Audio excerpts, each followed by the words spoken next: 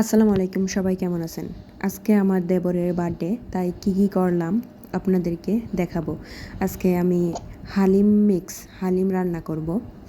কারা কারা এই হালিম রান্না করে খেয়েছেন বাসায় তারা জানাবেন।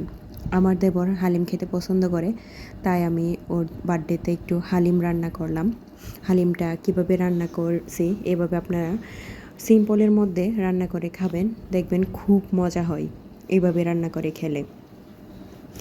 প্রথমেই পাতিল বসে দিলাম চুলায়, তারপর এখানে একটু তেল দিলাম, পেঁয়াজ দিলাম, এখন তেল দিয়ে দিলাম।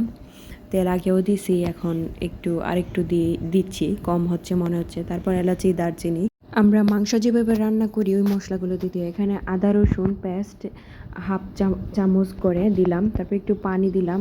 আগে আদা রসুন বাটাগুলো একটু কষিয়ে নিলাম, তারপরে হালকা একটু হলুদ, হালকা একটু মরিচ, তারপরে একটু লবণ। আর কিছু দিতে হবে না, এটা একটু কষানোর পর এখানে হালিমের ভিতরে যে মশলাটা থাকে ওই মশলাটা দিয়ে দিবেন। তারপরে একটু কষানোর পর তারপরে মাংস দিব।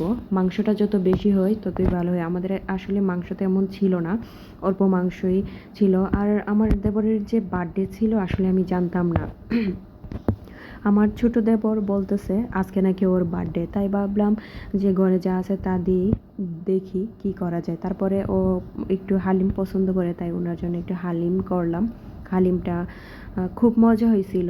এখন দেখতে পাচ্ছেন হালিম প্রায় হয়ে গেছে। তারপর আমি এটা ভালো করে নাড়তে হবে, না হলে নিচে লেগে যায়। এই যে ফাইনাল লুক হালিমের।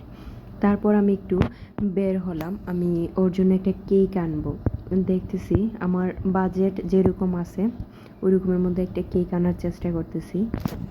এই দোকানটা আমাদের বাসার পাশেই, খুব ফ্রেশ খাবার থাকে এখানে, তাই একটা কেক নিয়ে নিলাম। এই যে কেক খুব সুন্দর ছিল, আর কেকটা এত মজা ছিল খেতে।